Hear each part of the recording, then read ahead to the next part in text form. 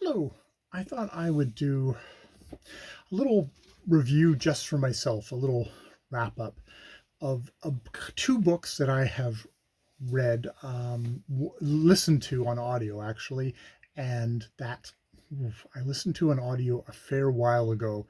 The first one being The Break by Katharina Vermette, her 2016 novel, which I listened to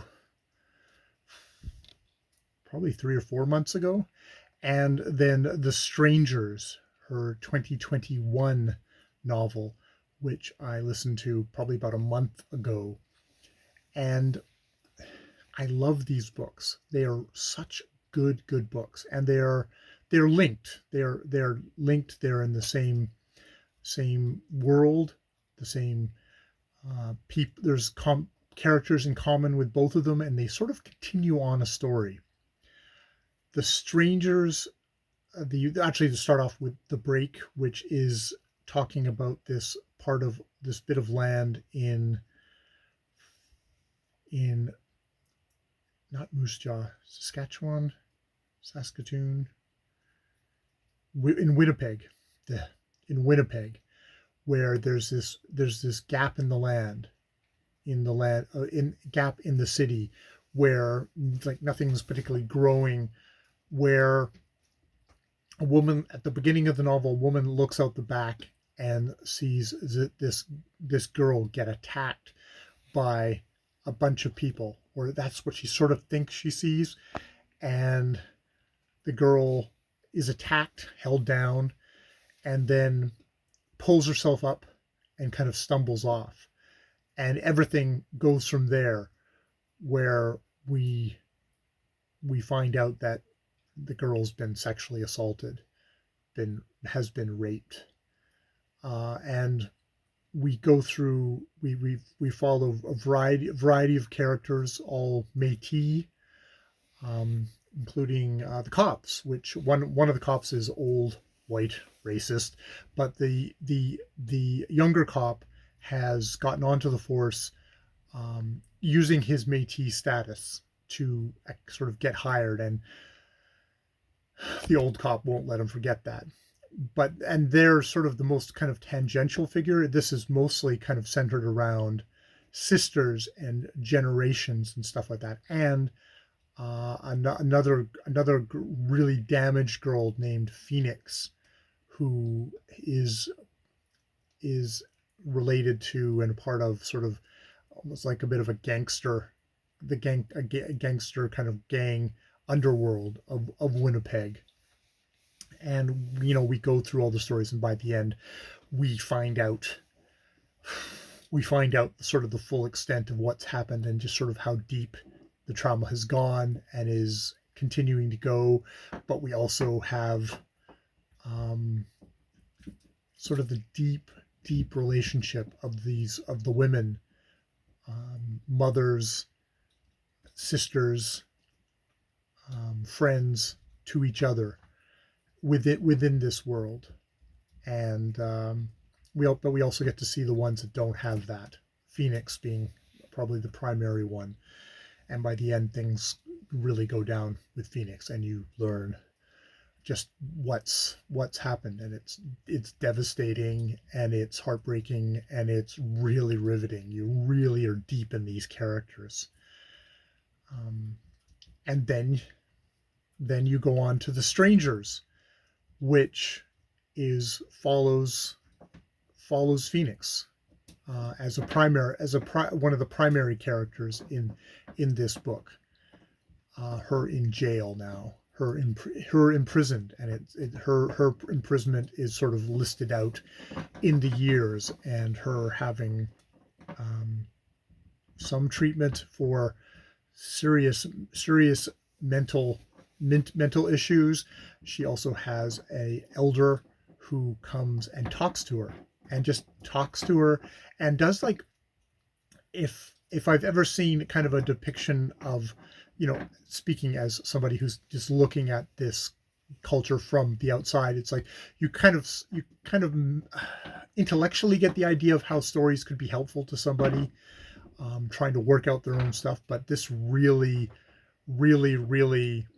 kind of makes that concrete in the character of this fellow trying to help Phoenix, but it also follows Phoenix's sister, and how she's also kind of working her way through this this world, and her mother, who is a drug addict, who is continually trying to overcome her circumstances, and you know sometimes succeeding and sometimes not, but not just making her kind of some kind of a waste of space throwaway character. You care about all three of these women, and you get to hear about the earlier generation there, and the grandmother and a great grandmother, and a very kind of angry grandmother, and you find out why she is so angry, and how she has tried to kind of transcend, get out of her culture, but that hasn't worked. That has not worked out for her, and it's not done in a way that it's judging against her. And it's also making some hard points about the surrounding white Canadian culture, and how much that has contributed to all this. But it continues on, and you learn more about Phoenix, and it doesn't excuse anything that Phoenix has done, especially what's happened in the earlier novel and her actions there. But you still care about and understand, and just becomes this. Just it's so much. It deepens things. If the strangers is deepens things, it's like fuck, the breaks deepens things. It's like the strangers deepens it even more. Vermette is just so great at getting you to be inside of all these characters, and a lot of them primarily kind of the female characters, but the male characters aren't throwaways or punching bags. Not very much. Not you can see that this is like probably her primary concern, and she can allow other writers to, if they to want to work with male characters, male in that same thing. But God, it's just that you care so much about these women, and you end up feeling everything that they're going through, and just being so happy when there's something happens that's good, and but also just being so getting into such a good job of weaving this world, and weaving the history, the really deeply painful history of the world, the Métis people in Winnipeg, with this area of mixed descent, who have their own kind of distinct culture that's distinct from the white settler culture and the indigenous culture. It's a distinct culture of their own, and also a distinct kind of a legal history in Canada, of where Native people had treaties and had agreements with the government. Métis, and the white Canadian government did not honor any of those treaties, and it's completely shitty. But the Métis were in such a place that they fell between both sides. They were discriminated against, and not given the rights of the whites, but they also did not have any legal framework. They didn't have reserves. They ended up living in ditches, basically. That sort of thing, and how much land is such a powerful, and a place of their own is powerful, so powerfully needed. But I just needed to for myself to pause and talk about these two novels, because they are, it's just like it's an amazing achievement.